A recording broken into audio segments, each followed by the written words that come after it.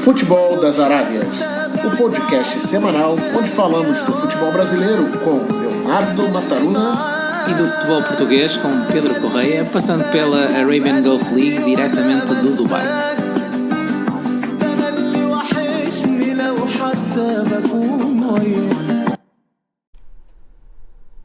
Bem-vindo ao episódio 16 do podcast semanal Futebol das Arábias. Eu sou o Pedro Correia. E eu sou o Leonardo Mataruna. E vamos mais uma vez abordar temas do futebol brasileiro, do futebol português e também da UAE Pro League dos Emirados Árabes Unidos.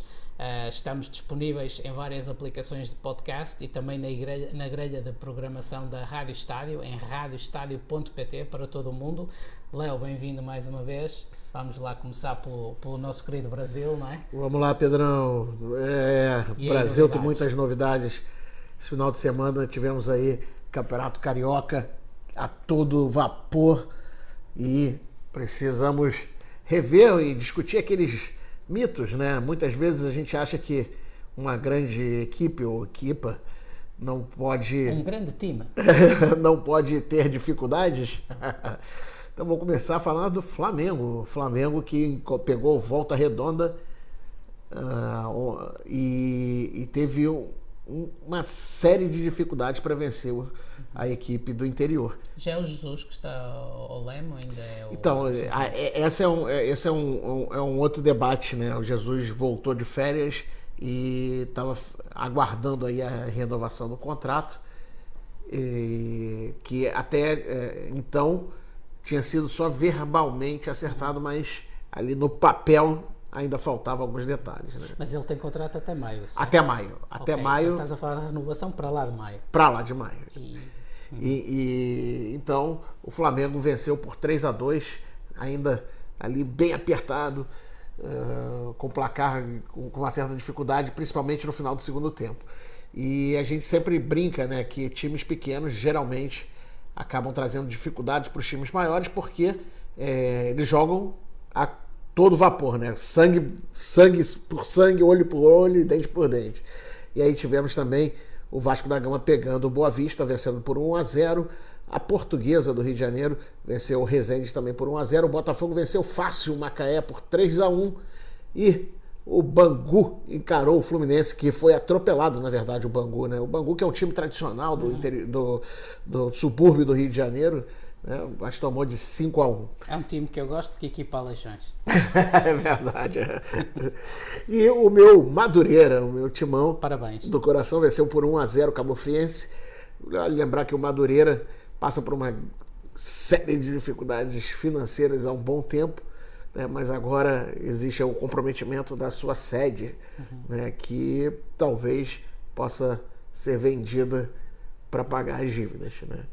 O que hoje o Madureira o que hoje o Madureira leva de vantagem é que existe ali um mercadão, né, que é em volta do clube, e parte do mercadão, do terreno do mercadão, faz parte da propriedade do Madureira. Isso tem uma entrada boa de dinheiro, mas existem alguns problemas administrativos ali nos bastidores, né? Tivemos ainda também, nesse final de semana, o Campeonato Paulista, onde o Palmeiras empatou 0-0 com o São Paulo. O Corinthians empatou também com 1-1 com o Mirassol. Então o Mirassol é uma equipe pequena, mas trouxe aí um pouco de dificuldades para o Corinthians. Tivemos ainda Novo Horizontino vencendo por 2-0 o Água Santa e o Oeste vencendo por 1-0 o Ituano, também no jogo de ontem, né, no jogo de domingo no Brasil. Um jogo que teve uma surpresa foi Santo André e Ferroviária. O Ferroviária tem uma equipa um pouco mais forte que a do Santo André, mas o Santo André venceu por 2-1. Né? E aí, aos poucos, os campeonatos estaduais estão se desenrolando dentro do cenário do futebol brasileiro, né, Pedro? E agora, para quem nos ouve em Portugal, é importante referir que temos o Flamengo no Rio com o Jorge Jesus, mas também temos o Santos em São Paulo com o professor Josualdo Ferreira, e temos o Avaí, que está na segunda divisão, mas que também está a disputar o estadual, com o Augusto Inácio. Pronto, não sabemos se vamos ter mais treinadores portugueses, mas pelo menos para já estes 3 temos, e tanto o Flamengo como o Santos estão a ser altamente cobertos na mídia portuguesa. É um bom momento dessa relação entre o Brasil e Portugal. Sim. No desporto, né? Pedro, trago também para essa semana aí um tema para a gente debater, que é a questão do patrocínio nas camisolas, né? A gente sabe que as camisolas no Brasil, né? Quem escuta no Brasil, camisola é a camisa do time, né? Camisola não é a roupa de dormir. Né?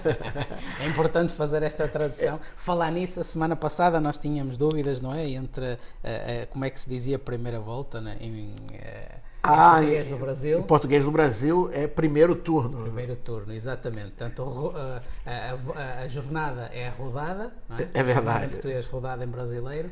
Volta em português, turno em brasileiro. E agora, camisola, que é a camisa. Camisa. Mas então, no Brasil a gente encontra diversos exemplos de patrocínios, né? Alguns até chegam a trazer uma certa poluição visual. Ali parece que é até uma bolsa de supermercado com tanta propaganda ou encarte, né? Eu ia te perguntar isso, é uma coisa que salta à vista. É. E aí, cada vez mais está tendo uma redistribuição, né, e organização dos patrocínios para também ter destaque, né? Porque senão fica ali tudo misturado, embaralhado, você não consegue identificar muito bem cada uma das marcas, né?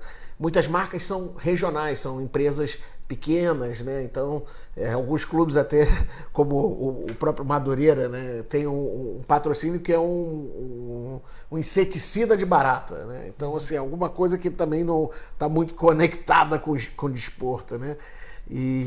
Mas não há regulação, Léo, no Brasil relativamente àquilo, por exemplo, ao espaço que podes utilizar na camisa? Sim, existe uma limitação do espaço, né, e existe uma restrição também dos produtos. Né? Então, bebida alcoólica não é autorizado, marcas de cigarro, de tabaco também não são autorizadas. Né? Então, existe uma série de produtos que são proibidos. E os espaços, né, geralmente explorados são os ombros, né, agora a axila, né, embaixo da axila o pessoal tem posto ali marca de desodorante. Né? Já me falaste disso aqui há uns podcasts atrás, isso é muito interessante, mas isso é bastante criativo. É criativo, né? E assim, o Brasil acaba se destacando por essa criatividade, né? Vale lembrar que o prêmio do ano passado foi para o Bahia, né? O Bahia fez uma camisa com manchas de óleo em função de um acidente ecológico que teve na costa nordeste do Brasil. Ou seja, também há aí alguma responsabilidade social da parte do clube naquilo que é a apresentação ao público, não é? Também a passar uma mensagem social. Sem sombra de dúvida, né? E é esse cuidado, né, de mostrar as responsabilidades do clube e também de proteger o que a gente chama de manto sagrado, né? Que é a própria camisa, a identidade, é onde faz o torcedor ter aquele sentimento de pertencimento e vibrar. Né? Então tem que ter um respeito, né? Porque quando a gente anuncia alguns produtos, muitas vezes o clube fica pensando na entrada do dinheiro, né? Mas o torcedor reage automaticamente quando, por exemplo, encontra uma marca do inseticida. Porque pode sofrer de alguma forma alguma piada dos adversários. Exatamente, os adversários vão sempre aproveitar para gozar. Pois, eu ia dizer essa palavra, queria evitar, porque quem nos ouve no Brasil vai pensar outra coisa. No Brasil, gozar seria fazer piada, né? Fazer rir. Então, eu vou dar 3 exemplos que são bem interessantes. Foi o exemplo do Corinthians com uma marca de sabão em pó, onde você olha a camisa do Corinthians estava toda branca. Quando os jogadores começavam a transpirar, aparecia o patrocínio desse sabão em pó. É sério? Isso é muito interessante. Eu não sabia, não desconhecia totalmente, mas acho muito interessante. Isso é muito bacana, né? E aí, o que acontece? Depois que o camarada lava e seca a camisa fica branca. Volta ao normal. Limpa, normal. Mas começou a transpirar, aparece lá o patrocínio. Isso é uma ideia muito legal. O segundo caso, que é um tão quanto interessante, é de um aplicativo de vendas rápidas, né, de produtos. e aí um time do interior da Bahia entrou com essa camisa anunciando um carro no primeiro tempo, né? Vende-se esse carro e tal. No segundo tempo, o time retornou com outra camisa escrito já está vendido, né? Então esse é o segundo caso bem interessante. E o terceiro e último caso, que é o mais curioso e que gerou uma certa revolta nos adeptos, né? Ou seja, nos torcedores do time do Botafogo, foi de uma loja que vende produtos para casa e que botou lá secador de cabelo no primeiro tempo, custava R$ 49,99. E aí a equipa fez 2 gols no primeiro tempo. Quando voltou no segundo tempo, estava lá, secador de cabelo, agora R$ 39,99. Porque o time estava ganhando. Olha, deixa-me te fazer uma pergunta. Isso tem que ser aprovado, não é? Ou seja, a equipa que faz isso, o clube que faz isso, tem que aprovar a camisa antes da camisa entrar em jogo, certo? Exatamente. E o que foi mais interessante foi a estratégia utilizada para que isso acontecesse. Quando se vendeu esse espaço de patrocínio, não se vendeu para a loja, se vendeu para uma empresa de marketing, onde essa empresa de marketing revezava os produtos que anunciava ali. Então ela vendeu esse espaço para diversas lojas e fez com que o Botafogo, algumas temporadas atrás, entrasse com cada jogo um patrocínio diferente dentro daquele espaço, mas sempre sob o nome do mesmo escritório. Então foi algo pensado, interessante. Ou seja, há um certo truque de alguma forma também, não é? Exatamente. Para aproveitar o espaço, mas é muito interessante. É uma ideia muito Mas gerou uma revolta muito grande, né? Porque no jogo seguinte o clube entrou vendendo um telemóvel, né? Vendendo um celular a 149 e aí o time começou perdendo de 1-0. Quando voltou, o celular estava 179, você dava mais caro porque o time estava perdendo. Mas isso foi um fato experimental para alguns jogos, né? Mas foi bem interessante mesmo, porque mostra a capacidade de criar, né? E explorar esse espaço tão valioso que é o patrocínio na camisola. E aí eu vou apenas fechar esse comentário com outro exemplo que não foi usado no Brasil, mas foi usado por um clube espanhol, que foi o Barcelona. O Barcelona tinha um patrocínio de uma empresa que vendia chips de computador, memórias de computador, né, processadores de computador, perdão falando. E muita gente, quando você perguntava onde está exibido o patrocínio na camisola, as pessoas falavam assim, não sei, não aparece. Mas estava onde? Na parte de dentro da camisa, porque assim como o computador você não consegue visualizar o processador, você não conseguia visualizar o processador que também era patrocinador daquele clube. Ou seja, mais uma vez a criatividade a entrar aí. Tu, como profissional da área do gestão do desporto, tu achas que faz sentido ter muitos patrocinadores na camisa, que faz sentido trocar muitas vezes de patrocínio? Ou o que é que tu, em termos de política, de marketing, pensas sobre as diversas opções que no Brasil estão a usar neste momento?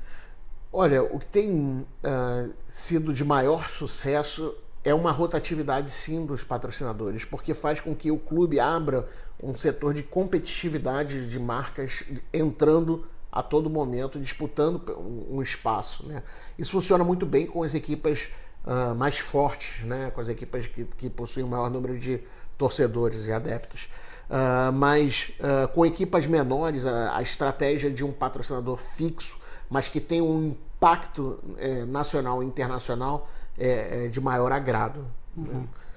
Mas em relação ao número, à quantidade, um clube pode ter diversos patrocinadores, mas a questão da camisa, a exposição na camisa, ela tem que ser muito bem controlada, porque existem tantos outros espaços para se explorar marcas, como os chapéus, os bonés, cachecol, backdrop, parede do clube, banner, panfletos, mensagens social media, mensagens verbais durante a transmissão dos jogos dentro dos estádios, na TV, enfim, existem N diferentes espaços, mas a camisa, ela precisa ter uma boa apresentação, né? Caso contrário, se não ficar bonita, o torcedor realmente não vai querer nem comprar. Sim. Né? E aí fica ali encalhada Ou seja, o clube pode ter de facto a receita vinda do patrocinador em si, mas depois o torcedor, naquela relação que tem emocional com o clube, também começa de alguma forma a afastar-se porque vê a camisa sendo usada, não é? De formas que pode não gostar muito, não é? Que pode não agradar muito. Eu dou sempre o exemplo de um clube do interior do Rio de Janeiro que tinha um torcedor que era milionário. E ele falou, eu quero que ponha o meu nome na camisa, eu compro aí o espaço. Põe aí o meu nome, JC, e pronto, tá aí. E os caras falaram assim, beleza, vamos vender esse espaço. E todo mundo depois queria saber o que era JC, né? Só que uma das cláusulas do contrato dizia que não podia revelar quem era o milionário que comprava aquele espaço. Então, se perde um pouco o sentido do patrocínio, que é divulgar, expor, né?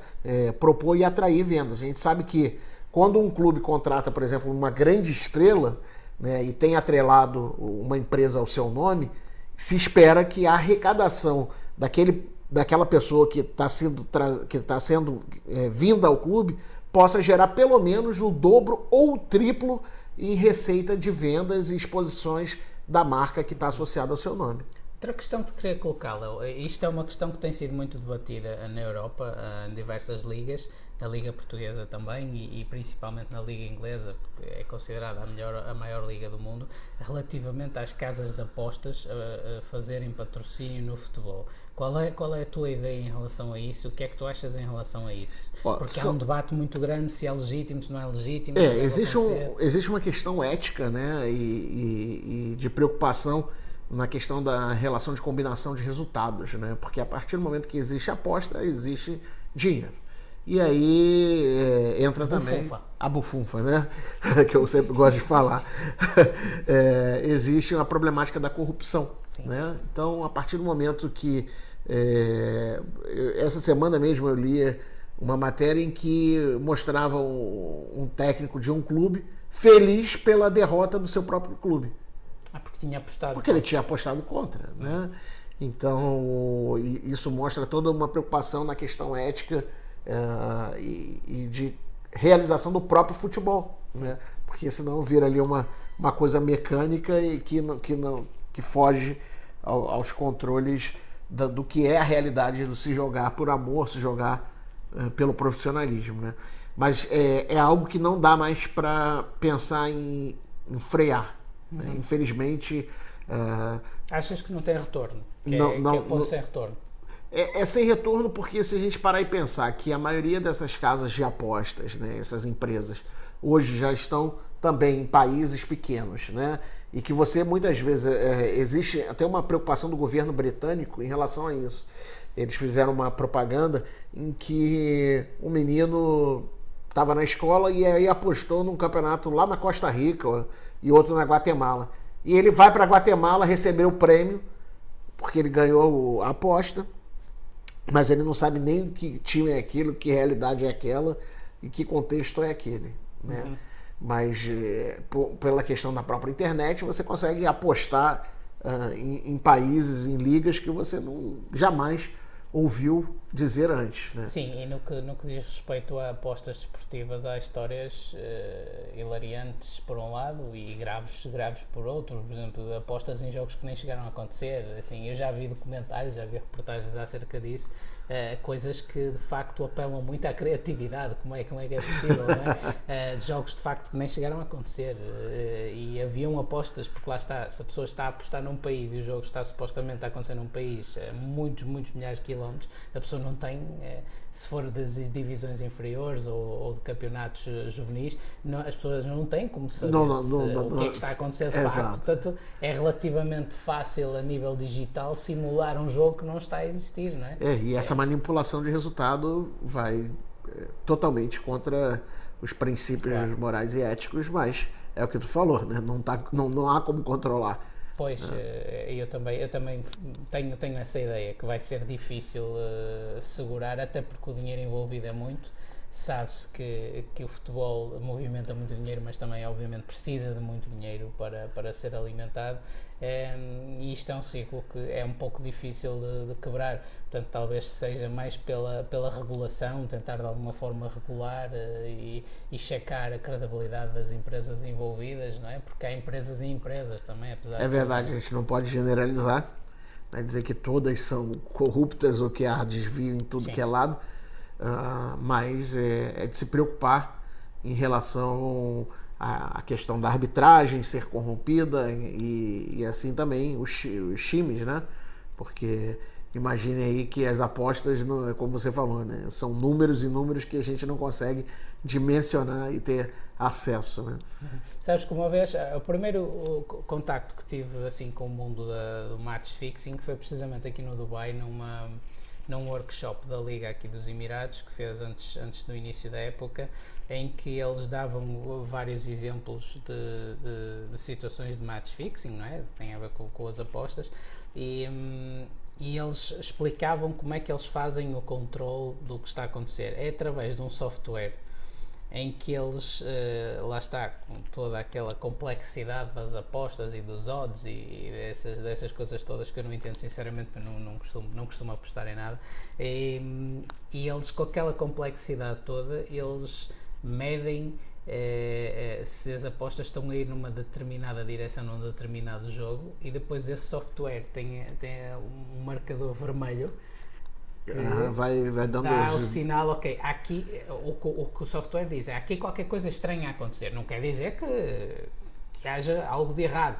mas há qualquer coisa de anormal, digamos assim, a acontecer, quer seja pelo volume das apostas, quer seja pelo tipo de aposta que está a ser feito. Aquilo é muito, muito complexo, mas a verdade é que eles fazem isso, e eles têm já várias situações sinalizadas em que eles sabem que à partida a probabilidade de em determinados contextos acontecer match fixing é maior, e portanto já estão um pouco à espera, não é? E fazem depois o seguimento, seguem as pessoas, seguem o dinheiro, fazem toda uma investigação ali para... É uma arte, aquilo tem muito de ciência e tem muito de arte também, porque eles têm que também ter ali alguma intuição para perceber para onde é que as coisas vão... E a questão do match fixing, existe também todo ali um estudo matemático estatístico, né, por trás, que permite fazer combinações que por vezes funcionam, né? Por hora é aquilo que tu falou, né? Quando há qualquer coisa estranha ali, realmente há um desvio, digamos assim. Há que pensar. E vamos pegar o nosso famoso avião e partir do Brasil para Portugal, né? Claro que já fizemos uma escala agora na Inglaterra, né? Só descer ali diretamente. Hoje vou aterrissar em Lisboa e te perguntar aí, como é que foi a Final Four da Taça da Liga? A Taça da Liga, pronto, terminou. O vencedor foi o Sporting de Braga. Era o último ano de 3 em que a Taça da Liga se ia disputar em Braga, e obviamente o Braga, sendo a equipa da casa e tendo conseguido qualificar-se para a Final Four, queria muito vencer, acabou por vencer. As meias finais foram disputadas entre o Sporting e o Sporting de Braga primeiro. O Sporting de Braga venceu 2-1, e depois no dia a seguir, entre o Futebol Clube do Porto e o Vitória de Guimarães, e o Futebol do Porto também acabou por vencer 2-1. Foram dois jogos altamente disputados, foram dois jogos bem jogados na perspectiva da emoção, não tão na perspectiva do bom futebol, foi mais na perspectiva da emoção, embora eu creio que no geral o Sporting de Braga de facto foi a equipa que das 4 presentes nas Final Four jogou mais. Eu tive essa percepção também em relação ao Sporting Braga, porque assim, notoriamente se via em campo uma certa organização da equipa, e mostrando ali não só uma nova organização tática, mas uma disposição, uma garra maior dos jogadores, né? Sim, é o que tu dizes, é exatamente isso. O Sporting de Braga mudou de treinador há relativamente pouco tempo, portanto este treinador, o Ruben Amorim, tem 5 jogos, se não estou em erro agora, E há uma mudança a nível do posicionamento dos jogadores. Portanto, o Braga agora tem 3 jogadores, joga com 3 jogadores atrás, que às vezes podem ser 5, se os laterais descerem mais para ajudar atrás, às vezes, mas normalmente digamos que é um 3-4-3, essencialmente, e depois o próprio posicionamento dos alas, que não são totalmente alas à frente, também há ali uma série de nuances que principalmente têm uma coisa interessante a meu ver neste momento, não encaixam naquilo que... é um modelo convencional, né? É um modelo pouco convencional em Portugal. Em Portugal, né? Em Portugal. É um modelo pouco convencional em Portugal, portanto é um modelo diferente e eu acho que os adversários estão com dificuldade para já de tentar bloquear aquilo que são as dinâmicas da equipa, porque depois este sistema, o que é que acontece? Eu acho que é um sistema que é difícil de ser bem interpretado, porque lá está, principalmente nós não estamos habituados em Portugal a jogar com uma defesa de 3, nós normalmente jogamos com 4 atrás. Depois o que acontece daí para a frente, se é 4-1-4-1, 4-2-3-1, 4-3-3, 4-4-2, o que acontece do meio campo para a frente, pronto, é discutível, mas normalmente a linha atrás é 4, é o guarda-redes mais 4. E de facto isto é uma dinâmica diferente. Também tem que ter laterais capazes, não é? De sim, fazer subir e descer. Léo, há aqui muitas nuances interessantes, mas o Ruben Amorim está a fazer um trabalho engraçado. E o meio de campo distribui bem, né, ali do Braga, né? Faz uma... Sim, Léo, o Braga tem jogadores qualificados, tem jogadores capazes, tem um plantel bastante equilibrado e equilibrado por cima, não é? Podia ser equilibrado por baixo, não é o caso, equilibrado por cima, tem um plantel de bom nível. Por exemplo, há muitas vezes a comparação com o Sporting. Eu acho que o Sporting tem ali 2 ou 3 jogadores extra, mas acho de facto que o plantel do Braga é no geral muito mais equilibrado, é isso que eu ia falar. Portanto, tem mais que uma opção. O que eu percebo no Sporting é assim, alguns jogadores bem mais fortes do que outros, né? E que aí não há um equilíbrio da equipa por um todo, né? Então... Sim, o Sporting passa por um período muito difícil como o clube, nem é questão só da equipa em si, eu acho que até aquilo que se passa a nível do futebol acaba por ser um bocadinho mais a consequência do que a causa, embora as pessoas queiram ganhar, e se o futebol começar a ganhar aparentemente vai ficar tudo bem. Eu acho que o Sporting tem passado por um processo nestes últimos 2 anos, um processo muito difícil enquanto clube. Pedro, para quem nos escuta lá no Brasil, o que se atribui um pouco aí a essa crise do Sporting? O maior problema é o Sporting já não ser campeão há quase 20 anos. Isso é o maior problema na perspectiva do torcedor, porque o torcedor, o adepto quer ganhar, não é? Exato. E o Sporting já não é campeão há 20 anos. E depois isto leva a que haja uma grande turbulência a nível de exigências com a direção. Ao mesmo tempo, o maior histórico rival do Sporting que é o Benfica.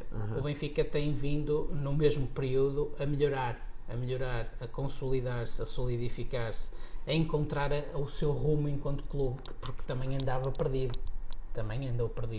O clube que não andou perdido nos últimos 30, 40 anos foi o Porto, e agora também já começa a dar sinais de que há qualquer coisa ali que não está bem.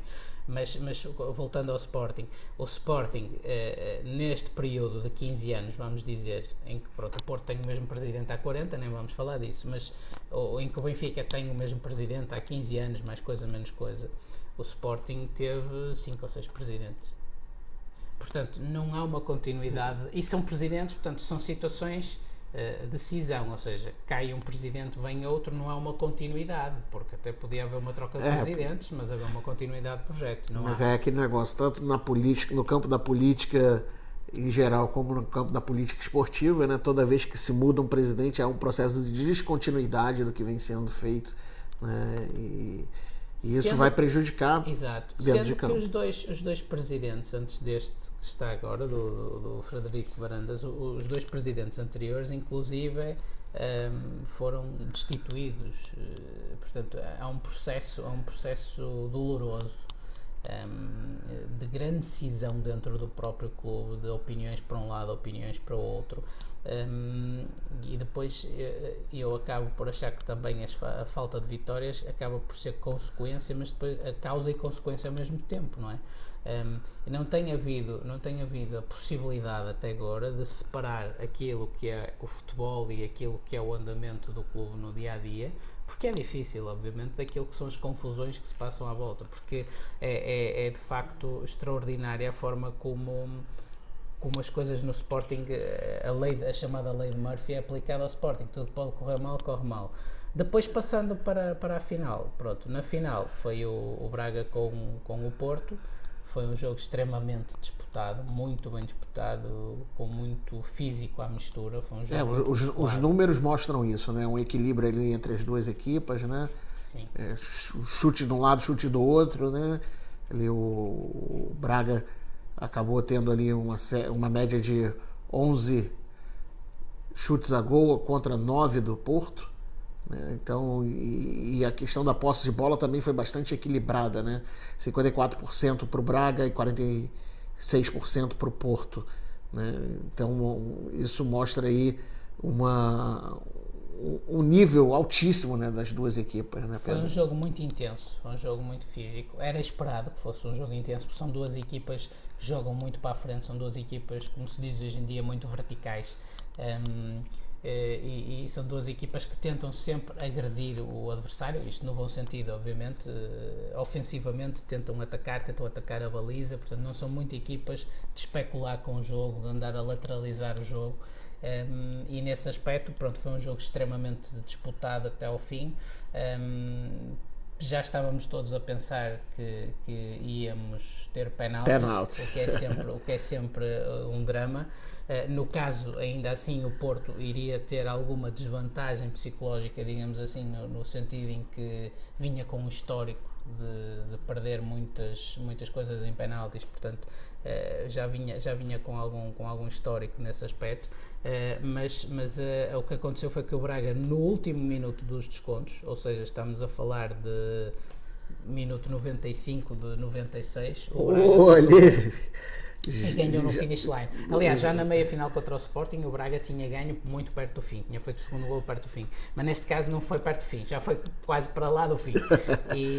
Pronto. Não, e é interessante porque algumas equipas elas usam isso como uma estratégia, né, de realmente dar todo o gás ali no final e não sei se foi exatamente esse o caso do Braga nesse momento. Não estás longe, porque de facto o final do Braga é poderoso. E inclusive antes de marcar o golo, uns minutos antes, o Braga mandou uma bola à barra. Portanto, o Braga estava a fazer uma cavalgada sobre a defesa do Porto, a tentar de facto chegar ao golo. Mas o golo surge quase no lance final, portanto é um final apoteótico para a equipa da casa, o que é interessante na perspectiva do Braga. Portanto, toda a gente no Braga ficou felicíssimo com o resultado. No Porto, as consequências já estão a vir ao de cima, porque entretanto, logo no flash interview a seguir ao jogo, o Sérgio Conceição pôs o lugar à disposição, neste caso do presidente do Porto. Entretanto, as notícias que têm vindo a público é que não vai haver nenhuma cisão entre o clube e o treinador nesta altura. Mas o Sérgio Conceição disse na flash que alegou que haviam alguns problemas internos no clube, e eu creio que mais do que a questão dele querer sair, eu acho que ele quer é que esses problemas sejam resolvidos.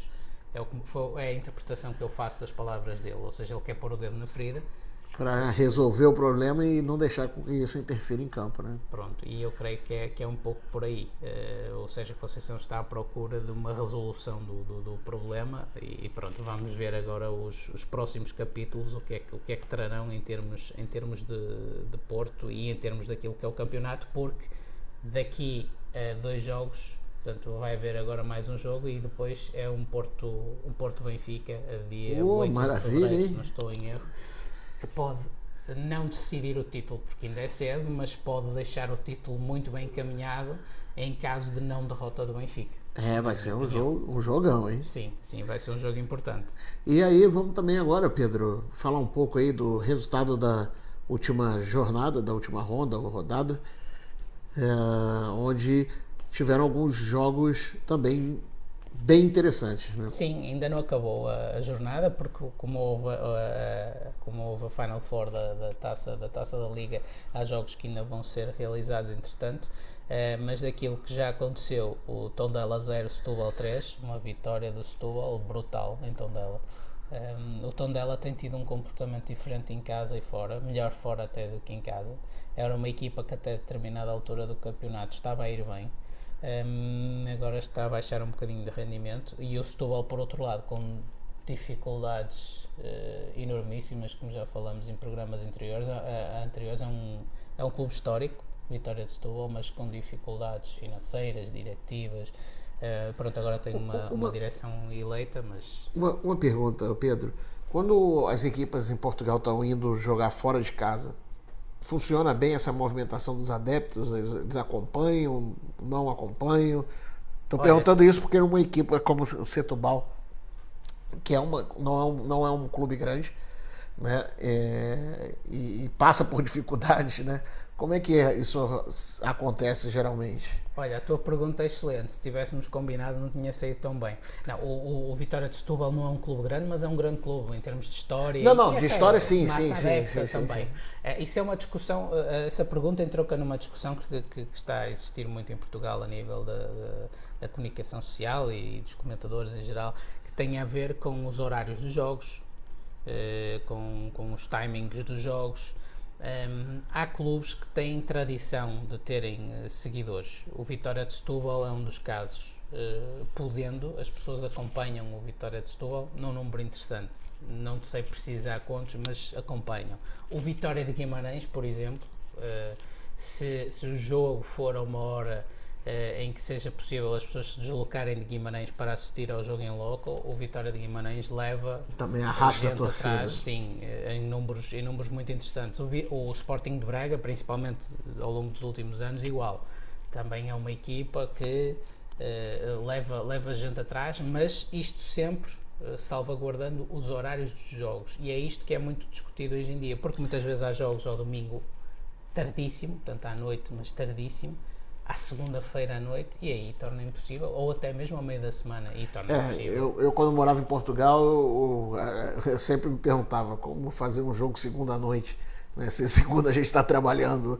É claro que quando se tem um jogo ali mais próximo do final de semana, o ritmo da semana está decrescendo, mas logo no início da semana, onde as coisas estão turbulentas, às vezes é um pouco complicado para o adepto se deslocar, né? E principalmente em relação ao horário do jogo, né? Que é uma problemática que não acontece só em Portugal, isso é bom falar, né? Exato. A gente tem até aqui no caso dos Emirados Árabes também jogos que acontecem quinta-feira, 5 da tarde. Sim. Se o camarada trabalha até as 6 da tarde, como é que ele vai estar sem chance do estádio? Sem chance. Ainda chance. Mais na chegada do final de semana, onde todo mundo está indo para casa ou indo de carro, engarrafa, enfim. Verdade. E sabes que quinta-feira à tarde, para quem nos ouve fora do Dubai, e há muita gente que nos está a ouvir um pouco por todo o mundo, principalmente no Dubai, quinta-feira à tarde é o pior dia e a pior hora em termos de trânsito. Mesmo o tráfego é pesado, né? Portanto, não se chega a lado nenhum fácil. Mas é importante falar porque quinta-feira aqui é como fosse a nossa sexta-feira em Portugal e no Brasil. Exato. Né? E aí sexta-feira é como fosse o nosso sábado e o sábado é como fosse o domingo. E o domingo é segunda. Olha que doideira. Mas é o mundo ao contrário. É o mundo ao contrário. mas é interessante essa pergunta que me fizeste. É uma discussão grande que está a haver em Portugal acerca dos horários dos jogos. Eu creio que tem muito a ver com as transmissões televisivas, não é? Há compromissos, obviamente, assumidos com a operadora. E uma última pergunta em relação aos horários dos jogos em Portugal não se tem a tradição de fazer alguns jogos na parte da manhã nos finais de semana, ou tem? A segunda liga tem. A segunda liga faz. Mas a primeira não. Já houve uns ensaios. Já houve, sei lá, uma meia dúzia de jogos de manhã. Eu lembro-me de um Porto Boa Vista, por exemplo, lembro-me de jogar de pai às 11h30 ou ao meio-dia de um sábado. Mas não, já houveram alguns ensaios de jogos de manhã. Mas recentemente não. Recentemente a tendência é a partir das 3 da tarde. Portanto, digamos que há um slot às 3, um slot às 5, portanto, um posicionamento a nível de horário. A segunda liga tem jogos ao domingo às 11h30 da manhã. Normalmente tem um jogo nesse horário e às vezes também ao sábado às 11h30 da manhã. E são televisionados São esses jogos? precisamente por isso, por serem televisionados. Muito bom. Portanto, a ideia é mesmo essa. Agora, de facto, isso depois tira muita gente de ver no estádio. Eu não diria que é só por aí. Porque se for jogado às 11h30 de sábado e às 11h30 de domingo, ainda assim as pessoas têm uma hipótese de ir ver. Se for jogado, por exemplo, às 9 da noite de domingo, é complicado. Por exemplo, imagina as pessoas irem de Braga a Lisboa ver um jogo às 9 da noite de domingo. Sem chance, não trabalha na segunda. Não tem hipótese. Ou pior, de Chaves. Imagina, Chaves Portimonense, domingo às 9 da noite, não tem chance. Ou segunda-feira às 7 da tarde, que seja. Não tem chance de chegar, nem tem chance de voltar a tempo de... portanto, são essas questões que têm que ser refletidas por quem de direito. Eu percebo a questão da transmissão televisiva, agora é também uma opção que tem que se tomar, ou queremos gente no estádio, ou então temos que mudar, que arrepiar caminho e fazer as coisas de outra forma.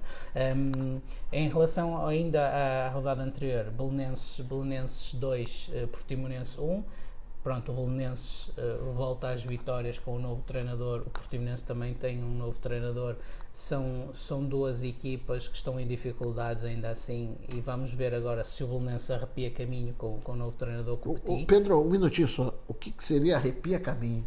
Olha aí, para quem escuta lá no Brasil, arrepia caminho, me arrepiei aqui porque eu não consegui perceber, não consegui entender. Arrepia caminho é de alguma forma endireitar o caminho, não é? Portanto, é um caminho que está a ir no mau sentido e o clube de alguma forma começar a ganhar. Ou seja, o clube tem perdido jogos, tem empatado jogos e começar a ganhar com alguma frequência para sair da zona de rebaixamento da tabela. É um pouco isto lá. Obrigado. É um pouco isto. Não, mas é bom. Eu sei que os nossos ouvintes gostam de nos ouvir a fazer estas traduções simultâneas e a trocar estas expressões entre Portugal e Brasil, que são interessantes. Seguindo para mim o choque até agora da jornada, o Famalicão perde em casa 1-0 com o Santa Clara. Não tanto pelo Santa Clara, porque o Santa Clara é uma equipa interessante, é uma equipa muito interessante, muito bem orientada, é uma equipa que não tem grandes nomes, mas tem um plantel que eu considero interessante para aquilo que é a realidade do clube. É um clube que está na sua segunda época de primeira divisão, após uma longa ausência. Portanto, é um clube com pouca experiência de primeira divisão, é um clube que obviamente tem o problema de ser dos Açores e ter que fazer viagens. Respondeu a minha pergunta, eu ia perguntar. E os Açores, semana sim, semana não, portanto é complicado, não é? Isso tem que ser levado em conta, e eu já ouvi do treinador do Santa Clara falar sobre isso, que em termos da preparação e do planeamento até dos treinos, cria alguns desafios que não são normais para quem está no continente, que obviamente pode planear de outra maneira, não é? Porque muita gente pensa, né, o fato de Portugal ser bem menor do que o Brasil, né, que os clubes não vão ter certas dificuldades em se movimentar dentro do próprio país para atender os jogos do calendário, né? Mas a gente tem equipas que vêm das ilhas, né? Sim. E tem equipas também que estão no norte do país, outras no sul. Era o que eu te dizia há pouco, Chaves Portimonense é no extremo do país, portanto são 700 km, mais ou menos isso. E outras implicações que vão afetar diretamente na performance, que é em relação ao clima, né? Sim. O clima de Chaves é totalmente diferente do clima de Lisboa e totalmente diferente do clima das ilhas. Sem dúvida. E isso realmente afeta na performance e preparação dos jogadores.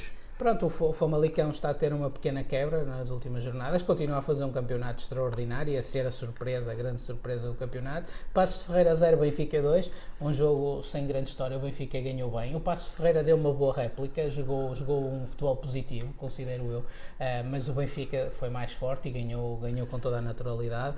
Aves 0, Boa Vista 1, para o Aves preocupante, o Aves está já na cauda da tabela e não começando a ganhar, portanto, já ganhou ali um jogo no outro dia, mas não começando a ganhar com regularidade, vai ter dificuldades em sair dali. O Boa Vista, por outro lado, mais 3 pontos para ajudar a acalmar, não é? A acalmar ali no meio da tabela.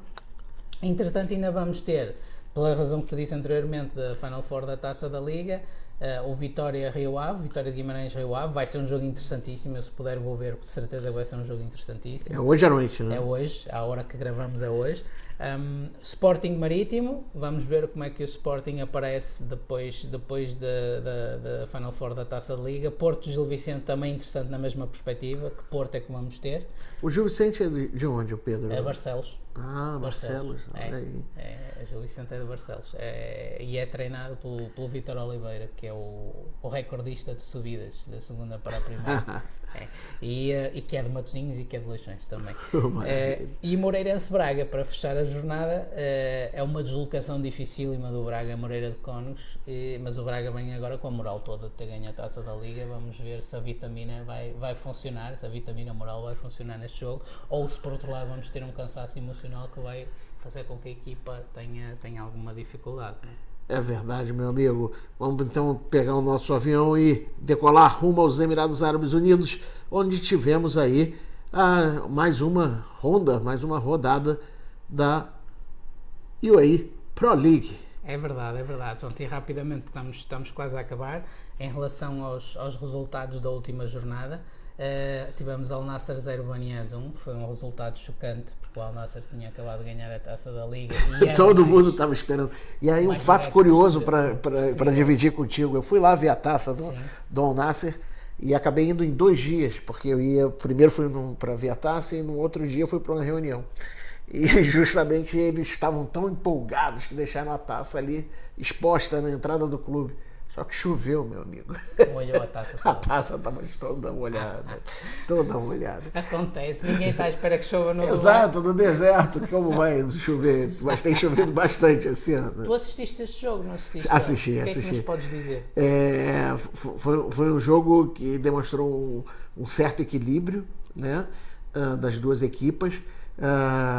Até a metade do segundo tempo, o Al Nassr pressionava bastante o Banias com chutes quase a todo instante, mas justamente numa bobeada houve o contra-ataque e o Banias acabou marcando já no finalzinho do segundo tempo. Podemos dizer que o Al Nassr pisou na bola? Olha, depois de ter deixado a taça do lado de fora, quase que pisou com os 2 pés na bola. Quase que pisou com os 2 pés. Mas o Banias parece que jogou muito mais fechado, aguardando só realmente um momento de uma falha para fazer um contra-ataque mais efetivo. E foi feliz, né? E aquela velha máxima história que se tem no futebol, quem não faz, toma. E aí... Foi. O Al Nassr não fez, tombou. Asman 1, Jazira 1. Esperava-se também que o Jazira vencesse, mas ainda para mais o Asman esteve reduzido bastante tempo a 10 unidades, mas acabou apenas por empatar. O Jazira é treinado pelo ex-treinador do Sporting, o Marcel Kaiser. Al Dafra 3, Fujeira 1. O Al Dafra continua a sua boa campanha, vencendo agora em casa um frágil Fujeira. Al Wahda 2, Rata 0. O Al Wahda vence. Volta também de alguma forma às vitórias. É uma equipa boa que está ali a meio da tabela. Vamos ver que segunda volta vão fazer. Estão a fazer muitas contratações.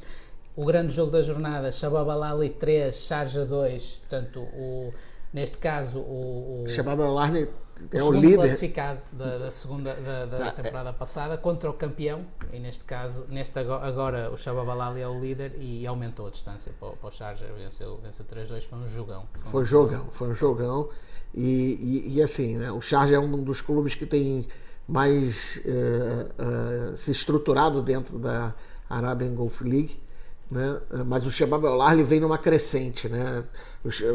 O Sharjah, durante as primeiras rondas, né, as primeiras jornadas, teve na frente. Agora o Shabab Al Ahly aí já algumas rondas vem liderando e trazendo dificuldade, e com esse resultado abre uma grande lacuna aí, botando em dúvida a potência do Sharjah em poder ultrapassar, né, Pedro? Sabes que o Sharjah é a terceira derrota consecutiva e para mim o grande problema é a falta do Igor Coronado. O Igor Coronado lesionou-se, como sabes, com alguma gravidade e não sabemos ainda o tempo que vai estar de fora e está a fazer toda a diferença. Não só em campo, a falta dele em campo, que obviamente é um jogador excelente e foi o melhor jogador da Liga o ano passado, mas também eu penso que é a questão moral. A própria equipa tremeu demasiado e agora está a sucumbir. O Sharjah não fez um mau jogo de todo, mas nota-se que não pronto, falta o Igor Coronado, que é um jogador que faz toda a diferença, obviamente. Para terminar, estamos mesmo no fim. Horfacan 0, Alain 3. Alain agora treinado pelo português Pedro Emanuel, a ver se volta à senda das vitórias e se pode ainda de alguma forma desafiar o Shabab Al-Ahly pelo título. Vai ser difícil, mas pode acontecer. E Al-Wassel 2, Calva 0, um jogo sem grande história, que o Al-Wassel venceu tranquilamente, sem grandes problemas. Pronto, só em termos, antes de terminar, só dar uma pequena achega em relação à tabela classificativa. O Shabab Al-Ahly é o primeiro com 32 pontos, o segundo é o Sharjah com 24, o terceiro é o Al-Ain com 24, o quarto é o Jazeera com 24, o quinto é o Dhafra com 23, o sexto é o Al-Nassr com 23, o sétimo é o Al-Wassel com 21 e o oitavo é o Al-Wahda com 20. E porquê é que eu digo isto? Se reparares, entre o oitavo, o Al-Wahda com 20, e o segundo, o Sharjah com 24, são apenas 4 pontos de diferença. Exatamente. Portanto, aqui uma vitória, uma derrota, pode movimentar todo mundo. Do oitavo para o segundo. Ou seja, o segundo pode cair para o oitavo pode chegar a segunda. É uma confusão. Quem está em situação complicada, né, quem segue em situação complicada, são as quatro últimas equipas. O Calba na 11ª posição com quantos pontos? 13 pontos. O Fujeira também com 13 pontos na 12ª posição. Não, com 10. O Fujeira, perdão, 10 pontos. O Rata na 13ª posição com 8 pontos. E o Horfacan, que é uma equipe nova, em 14º lugar com 4 pontos. Vale lembrar que na semana passada a gente comentou de jogadores que ganharam a nacionalidade. Sim. Né? E agora faz uma diferença, né? Teve mais um jogador que é o argentino, o Sebastián Tagliago. Também agora passa a ser detentor o Caio do Al-Ain e o Tagliago do Al-Wahda. Para já fala-se do Fábio Lima do Al-Wassel, mas ainda não está, a esta hora ainda não está confirmado. Vamos ver.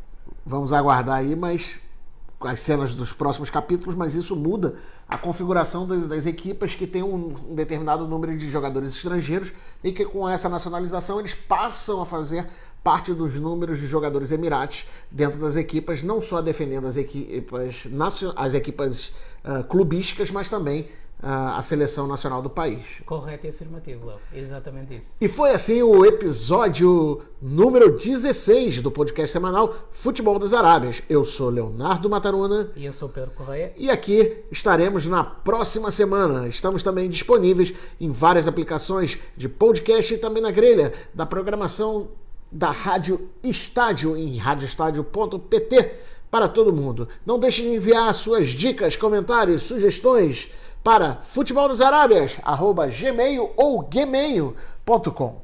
Um forte abraço e nos vemos certamente na próxima semana. Abraço, até para a semana a todos.